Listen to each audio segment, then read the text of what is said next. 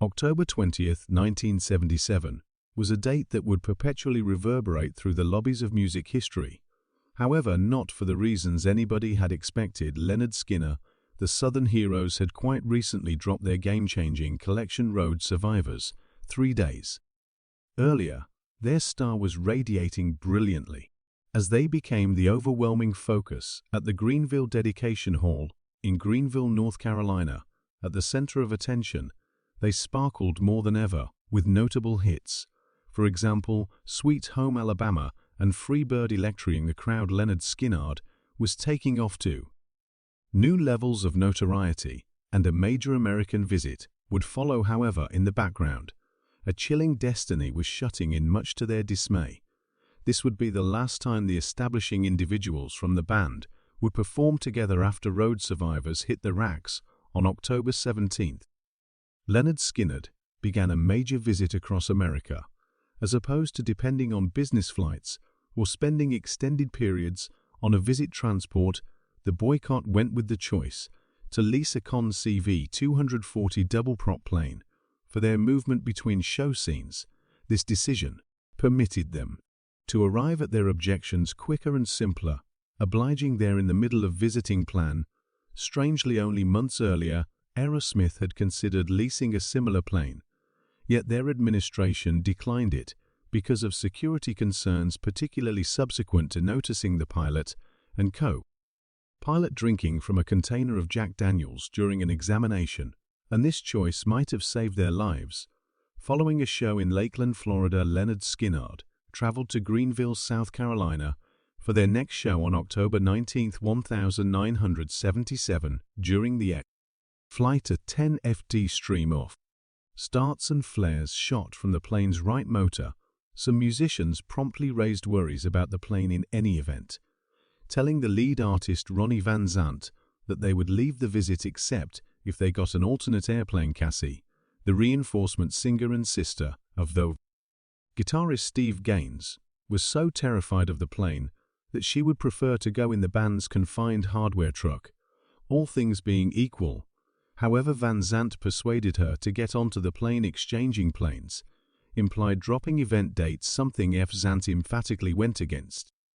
He accepted the band couldn't simply forsake their dependable Southern fans. They needed to load onto that plane.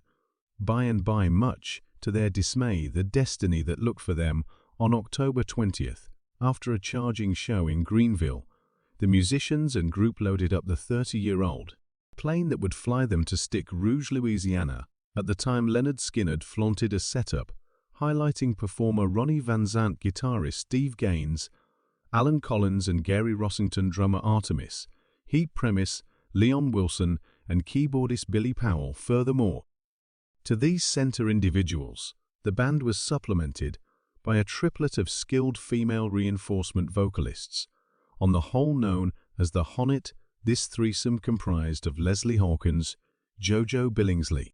Also, Cassie Gaines. As they loaded onto the plane, Van Zant was heard telling Cassie in the event that your time is up. While he attempted to console her. The band's next objective was Louisiana State College, where they were planned to play out the next night. The expectation was high, and spirits were taking off as they took off pretty much nothing. Did they had any idea that this excursion would accept a disastrous turn of the plane? Were 26 travelers, including the musicians. However, simply 20 would live to see one more day. That evening, the principal stretch of the 700m trip to Implement Rouge was going great, yet towards the finish of their flight, the pilots made a frightening acknowledgement. The airplane was running short on fuel, and Dices was hiding out of nowhere.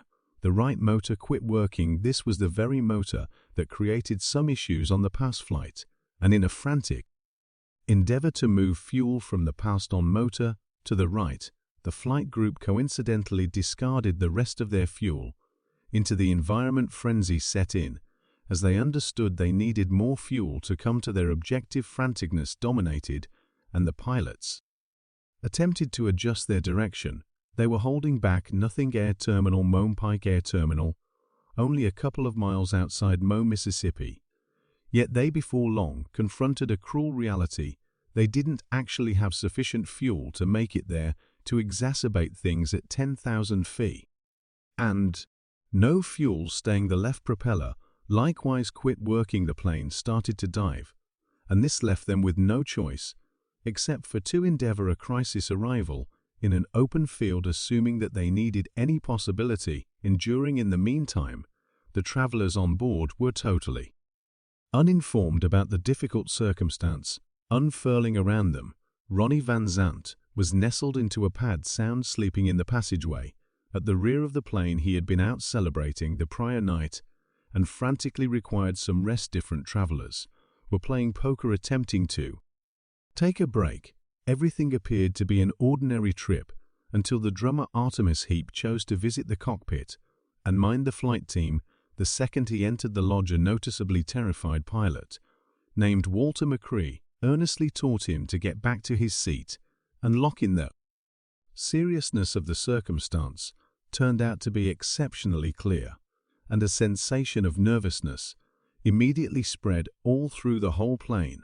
Most travelers sat in paralyzed quietness, shutting their eyes and holding their clenched hands, while others supplicated, expecting a supernatural occurrence. Guitarist Gary Rossington distinctively recollected a chilling commotion that seemed like many play clubs stirring things up around town of the plane. As it started striking trees, they went past the expected landing region and were left with no decision except for to collide with a marshy, lush region. As they brushed the treetops for very nearly 1,000 ft, the commotion got increasingly loud until the plane stopped in a 3 ft thick pine tree. The effect of the plane totally separated in the 10 to 12 seconds it took to go from 100 mph to an unexpected stop. This power tossed the travelers out of the plane and onto the woods ground. Rossington dropped during the accident, and when he recovered awareness, a few minutes after the fact, he ended up on the ground with the plane's entryway on top of him. In his confounded state, he took a gander at the play scene and immediately understood that the plane was totally obliterated. The wings and tail had been removed, and the cockpit containing the departed pilot had isolated totally. The plane had slid 500 ft after influence, abandoning a path of destruction in a weird bit of destiny. Non-appearance of fuel, which was the underlying reason for the accident, ended up being a surprisingly good development. It kept the plane from blasting into flares upon influence, possibly saving many lives anyway. In spite of the shortfall of fire, not all were sufficiently fortunate to endure some time before that sad flight. Ronnie Van Zant transparently communicated an eerie conviction that he wouldn't live to arrive at his 30th birthday celebration. His dad distinctively recalled their discussions. He shared with me, commonly, "Daddy, I won't ever be 30 years of age." Ida dreads him. "For what reason are you talking this way? You won't come to 30. And he'd constantly answer, "Daddy, that is my breaking point." His kindred musicians were not resistant to these disrupting expectations. Either drummer Artemis Heap reviewed a discussion they had in Tokyo, Japan. "Ronnie let me know that he could never live to see 30 and that he would go out with his boots on as such out and about." I said, "Gracious Ronnie, don't talk like that." However, the man realized his predetermination. Even Ronnie's better half, Judy, had heard him discuss his approaching destiny so much of the time that she couldn't excuse it. She said, "When I heard that there had been a plane accident, I just realized Ronnie was one of the ones that didn't make it. He told me so often that I understood that he truly understood what he was referring to, and tragically, his hunch did, to be sure, worked out as expected. 87 days before his 30th birthday celebration, Ronnie Van Zant unfortunately lost his life in the overwhelming plane accident.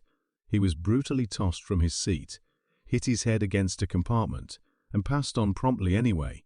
The accident guaranteed the frontman Ronnie Van Zant, as well as, likewise, guitarist Steve Gaines, who kicked the bucket on influence, backing entertainer Cassie Gaines, who was tossed from the plane and passed on soon after. The band's street director dignitary Kilpatrick, who was found dead in a bog. In the arrangement's two pilots, Walter McCree and William Dark, while the greater part of survivors were situated towards the back of the plane. Nobody got away without serious wounds. Keyboardist Billy Powell experienced extreme wounds, including a nose that was almost detached and broad facial and leg cuts almost prompting lethal. Draining guitarist Gary Rossington broke the two arms, the two legs, the two wrists, the two lower legs, and his pelvis, and drummer Artemis Heap experienced numerous messed up ribs in the accident. Anyway, regardless of his wounds, Heap some way or another figured out how to explore through a difficult territory of a marshy stream and a dull field to arrive at a close-by farmhouse for help. It was getting dim, and there was a helicopter above looking for survivors. However, since there was no fire, all in all, nothing remained to be seen. Heap continued on, crossing a spiked metal perimeter supporting cut wounds simultaneously. However, as he moved toward the farmhouse, a man arose with a rifle. The man hollered stop, yet Heap was in shock and staggered forward. The rancher then, at that point, shot him in the left shoulder, making him twist and fall. The effect twirled him around and he fell, accepting it very well. Maybe his last minutes, wheezing for breath. He figured out how to complete the words "plane accident." The rancher immediately hurried to help, saying sorry for the misconception. He conveyed Heap into his home, where a gathering of inquisitive homestead youngsters accumulated. Crisis responders quickly showed up at the scene, hurrying everybody to different medical clinics.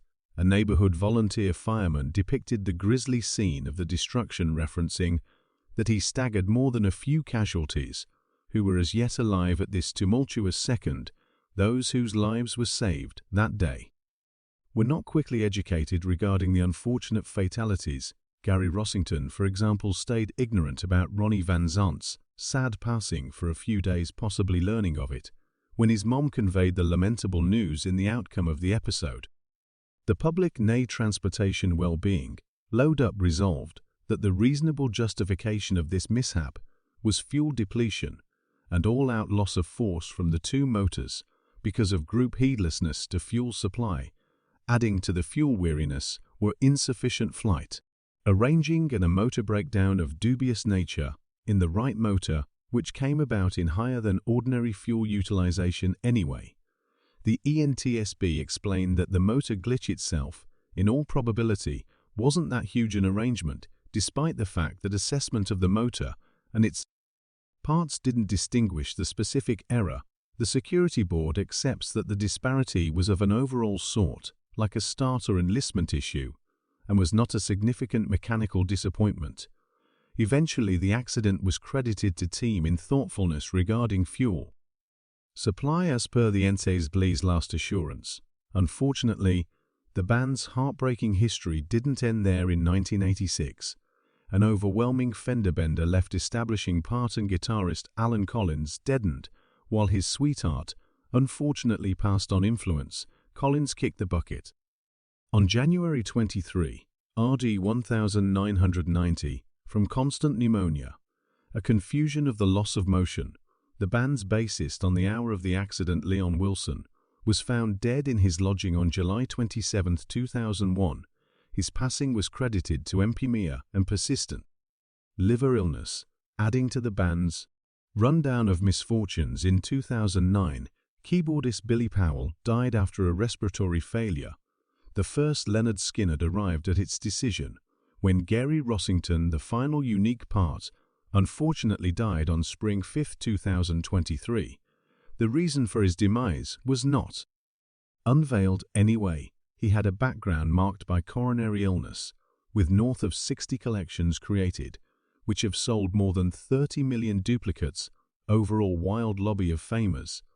Lynyrd Skynyrd remain music symbols that enticement for all ages. On the off chance that you found this video instructive or provocative, if it's not too much trouble, offer it a go ahead and buy into the feed to remain refreshed on additional sad stories.